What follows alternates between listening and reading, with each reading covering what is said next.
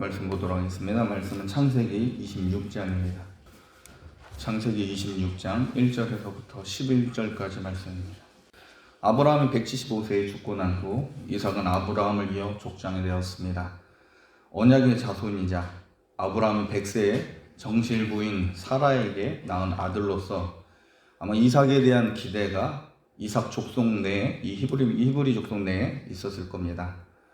그런데 여러분, 이삭이 족장이 되고 난 후에 어두운 소식을 가장 먼저 접하게 됩니다. 26장 1절에 이렇게 기록되어 있습니다. 26장 1절에 보면 아브라함 때 첫 흉년이 들었더니 그 땅에 또 흉년이 들매 이삭이 그랄로 가서 블레셋 왕 아비멜렉에 이르렀더니 라고 되어 있습니다.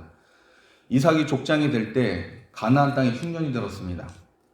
이 흉년은 과거 아브라함이 처음 가나안 땅에 왔을 때 경험하였던 그 흉년과 같은 위력적인 것이었습니다. 아브라함이 하나님의 말씀을 믿고 하란을 떠나서 하나님께서 지시할 땅으로 가나안 땅에 왔는데, 오자마자 하나님께서 지시한 땅은 좋은 땅이 아니었습니다. 그 가나안 땅에서 아브라함은 흉년을 경험하게 됩니다. 하나님 말씀에 순종했는데 더 안 좋아진 겁니다. 이때 아브라함은 살기 위해서 애굽으로 내려가게 됩니다. 지금 이삭에게도 아버지 아브라함이 경험하였던 동일한 시험이 이삭이 마침 족장이 되었을 때 일어나게 된 겁니다. 아마 아브라함도 이삭도 처음 족장으로서 가족들을 이끄는 입장에 하나님 말씀대로 하다가 흉년을 경험하고 하나님에 대해서 분명히 불편한 심정이 있었을 겁니다. 자, 그런데 여러분, 우리가 알아야 될 것은 이 흉년은, 이 어려운 상황은 하나님께서 자기를 드러내시기 위한 하나의 밑작업이라고 볼 수 있습니다. 아브라함이 흉년을 만났을 때 이 아브라함은 가나안을 떠나 애굽으로 내려가게 됩니다. 그런 아브라함에게 하나님은 애굽 왕 바로를 물리쳐 주시고 자기가 속였던 그 아내 사라의 이 위험천만한 상황을 하나님께서 구해 주심으로 인해서 하나님은 위대한 모습을 애굽 땅에서 보여주십니다. 아브라함은 애굽에서 바로가 하나님 앞에 맥을 못 추고 아내 사라를 돌려받았을 뿐만 아니라 애굽의 각종 보물들을 전리품으로 받고 다시 가나안 땅으로 돌아오면서 분명히 아브라함은 하나님의 위대하심을 경험하게 되었을 겁니다. 또한 이와 동일하게 흉년이라고 하는 이 위기를 만난 이삭에게 하나님은 아브라함과 다른 방식이지만 자기의 위대함을 또 드러내주시기 시작하십니다. 일단 이삭 또한 아버지 아브라함처럼 애굽에 갈 생각을 하였던 것 같습니다. 그러자 하나님께서는 아브라함과 달리 이삭에게 또 친히 나타나셔서 이렇게 말씀하십니다. 아브라함 때는 하나님께서 잠잠하셨는데 이번에는 달리 이삭에게는 친히 나타나셨습니다. 26장 2절 말씀 우리 한 목소리 읽겠습니다. 여호와께서 이삭에게 나타나 이르시되 애굽으로 내려가지 말고 내가 내게 지시하는 땅으로 평히 거주하라. 하나님께서 친히 이삭에게 애굽으로 이제는 내려가지 말라고 명령하십니다. 그리고 하나님께서 지시한 땅, 곧 가나안 땅에 그대로 머물러 있으라고 말씀하십니다. 여러분, 흉년인데 머물라고 하시면서 하나님께서 무슨 대책을 세워주셔야 하는 게 제가 볼 때는 상식적으로 맞습니다. 근데 그 대책이 뭐냐? 그게 3, 4절입니다. 26장 3절과 4절에 이렇게 기록되어 있습니다. 이 땅에 거류하면, 애굽으로 내려가지 않고 이 땅에 거류하면 내가 너와 함께 있어 내게 복을 주고 내가 이 모든 땅을 너와 내 자손에게 주리라. 내가 내 아버지 아브라함의 맹세한 것을 이루어 내 자손을 하늘의 별과 같이 번성하게 하며 이 모든 땅을 내 자손에게 주리니 내 자손으로 말미암아 천하 만민이 복을 받으리라 라고 하나님께서 말씀하십니다. 이 내용은 우리가 너무 자주 했던 겁니다. 하나님께서 아브라함에게 주셨던 그 약속을 다시 한번 좀 색다르지만 이번에는 이삭에게 직접 나타나셔서 확인시켜 주십니다. 아브라함에서부터 시작된 이 언약을 이삭이 이어서 받게 되고 또 그것을 또 한번 듣습니다. 하나님께서 가나안 땅을 내 자손에게 주겠고 내 자손에게 천하 만민이 복을 받게 될 거다라고 말씀해 주십니다. 근데 여러분, 이 약속은 아버지 아브라함으로부터 이삭이 오랫동안 들었던 내용일 겁니다. 이 언약을 이제 하나님께서는 이삭에게 직접 계시해 주시고 알려주십니다. 그런데 여러분, 흉년이 들 때 이삭의 입장에서 가장 듣고 싶은 말이 뭘까요? 비가 온다던가 아니면 흉년을 이길 만큼 많은 물자들이 다른 사람들을 통해서 너에게 지원받게 해줄 거다. 이런 실제적인 것을 약속하여 주신 게 더 좋지 않을까요? 하나님께서는 과거 아버지 아브라함에게 약속했던 것을 이제는 하나님께서 직접 나타나셔서 이삭에게 이야기해 주는데 내용은 똑같습니다. 이미 아버지 아브라함이 말했던 그 약속들을 또다시 하나님께서 이삭에게 확인해 주신 그 말씀입니다. 우리는 본문을 통해서 여기서 은혜를 받을 수 있겠지만 실제적으로 도움이 필요한 이삭에게 이 약속은 전부터 들어왔던 내용일 뿐입니다. 여러분, 우리 인생 중에 흉년과 같은 어려운 일이 있을 때 가장으로서 책임이 있는데 어떻게 가정을 이끌어갈지 고민될 때 마음이 더 답답해서 성경을 봅니다. 말씀을 읽고 있는데 솔직히 과연 하나님의 말씀이 지금 현재 불안한 내 삶에 어떤 도움이 될까 고민할 수밖에 없을 겁니다. 오랫동안 보아왔고 설교로 들어왔고, 근데 대부분 같은 이야기를 하나님은 매번 동일하게 말씀하십니다. 나의 생활고를 풀어줄 구체적인 해답이 성경에 없는 것 같습니다. 일단 이삭은 하나님 말씀에 순종합니다. 이삭은 하나님 말씀대로 가나안 땅에서 좀 더 해안가 쪽으로 이동을 해서 그나마 조금 살기가 편할 수 생각되는 그 그랄이라고 하는 곳에 머물게 됩니다. 그런데 이 그랄은 블레셋 땅입니다.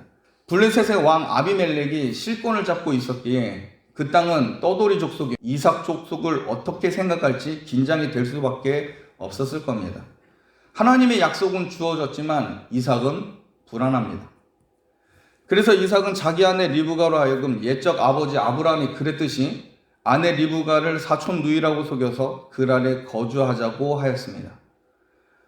떠돌아다니는 히브리 족속, 이 이삭 족속의 입장에서 남의 땅에 더불살이 하는 것은 쉽지 않은 선택이고 위험할 수 있습니다. 그러나 하나님에 대하여 신뢰하지 못한 그 모습이 이 아브라함이 아내 사라를 누이라고 한 것처럼 이제는 이삭 또한 아내 리브가를 누이라고 속여서 그곳에 거주하려고 합니다. 배를 걸쳐서 같은 실수를 또 한 번 반복하고 있습니다. 그런데 하나님께서는 이 아브라함이 사라를 빼앗기는 이 위험천만한 상황이 일어나지 않도록 미연에 이삭에게는 좀 더 방지를 해주십니다. 바로 이삭이 리브가를 빼앗는 것을 블레셋 왕 아비멜렉이 창으로 보게 하신 겁니다. 26장 8절부터 11절까지 이렇게 기록되어 있습니다. 이삭이 거기 오래 거주하였더니 이삭이 그 아내 리브가를 껴안은 것을 블레셋 왕 아비멜렉이 창으로 내다본지라. 이 아비멜렉이 이삭을 불러 이르되 그가 분명히 내 아내거든 어찌 내 누이라 하였느냐. 이삭이 그에게 대답하되 내 생각에 그로 말미암아 내가 죽게 될까 두려워하였음이로다. 아비멜렉이 이르되 내가 어찌 우리에게 이렇게 행하였느냐. 백성 중 하나가 내 아내와 동침할 뻔하였도다. 내가 죄를 우리에게 입혔으리라.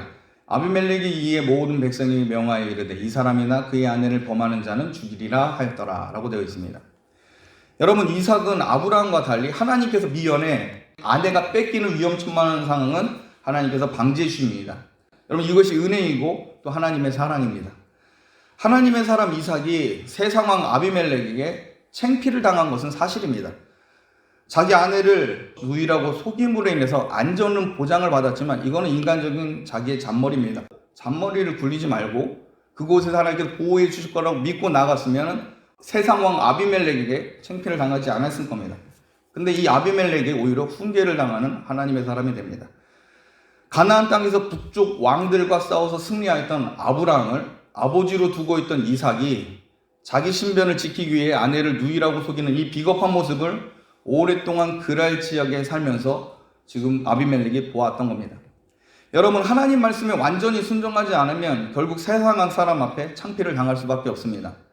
그러나 이삭은 아버지 아브라함보다 덜 징계를 받은 것은 사실입니다. 애굽의 바로에게 아브라함은 완전 자기 아내를 빼앗는 상황까지 직전까지 갔지만 하나님께서는 이삭에게는 그런 경험을 하지 않도록 미연에 방지해 주십니다. 그렇다면 이제 실추되었던 하나님의 사람 이삭의 명예를 하나님께서 세워주셔야 하는데 그것이 바로 12절부터 15절까지 계속 나오는 부분입니다. 이 부분은 내일 좀 더 다루겠지만 자, 잠시 보면 26장 12절부터 15절까지 이렇게 되어 있습니다. 이삭이 그 땅에서 농사하여 그의 100배나 얻었고 여호와께서 복을 주심으로 그 사람이 창대하고 왕성하여 마침내 거부가 되고 양과 소가 떼를 이루고 종이 많이 심이 많으므로 블레셋 사람이 그를 시기하여 그 아버지 아브라함 때 그 아버지의 종들이 판 모든 우물을 막고 흙으로 메웠더라. 하나님께서 이삭을 높여주시는데 여러분, 이삭이 가나안 땅 그리엘에서 농사를 지었습니다. 너무 희한한 일이죠.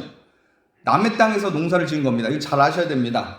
이삭의 족속은 떠돌이 민족입니다. 가나안 땅에 자기 땅이 없으면 딱 하나 한 군데 있다면 헤브론에 있는 막벨라 굴이 그 땅밖에 없습니다. 일단 그랄에 남의 땅에서 농사를 지었는데 하나님께서 복을 주셔서 그 해에 100배나 수확을 얻었다고 합니다. 이삭이 창대하고 왕성하며 마침내 거부가 될 정도로 부유하게 만들어주십니다. 여러분 일단 이삭 족속은 떠돌아다니는 족속이기 때문에 농사가 주특기가 아닙니다. 이삭 족속의 주특기는 양돌 보는 겁니다. 농사는 가나안 사람, 특히 블레셋 사람들, 그곳에서 오래 정착했던 그 사람들의 주특기가 바로 농사입니다. 그런데 떠돌다가 그랄에 거주해서 사는 이 이삭 족속이 농사를 지어보겠다고 해서 그랄 사람들의 허락하에 농사를 한 겁니다. 하나님께서 이삭에게 복을 주시는데 이삭의 밭에는 상상도 못할 정도로 많은 열매와 수확들이 거부가 될 정도로 되었습니다. 여러분 이때가 흉년이 들 때입니다. 흉년이 들어서 많은 사람들이 고통을 당하고 과연 초짜 이삭이 족속이 농사를 제대로 할 수 있을까 했는데 하나님께서 놀라운 반전을 일으키신 겁니다. 여러분 우리가 기대하고 소망하는 일이 이런 것 아닙니까? 아브라함이 만약 애굽에 가지 않고 끝까지 하나님을 믿고 있었다면 그 죽은 땅, 그 흉년이 있는 그 땅에서 농사를 지어도 하나님은 엄청난 큰 일을 하실 수 있었을 겁니다. 이삭은 그랄 사람들의 시기를 받을 정도로 너무나 잘 돼버렸습니다. 그러자 그랄 사람들은 질투에 눈이 어두워서 과거 아브라함의 종들이 판 우물을 흙으로 메어 버립니다. 여러분 그랄 땅에 아브라함이 우물을 팠다고 해도 그것은 아브라함의 소유가 되는 건 아닙니다.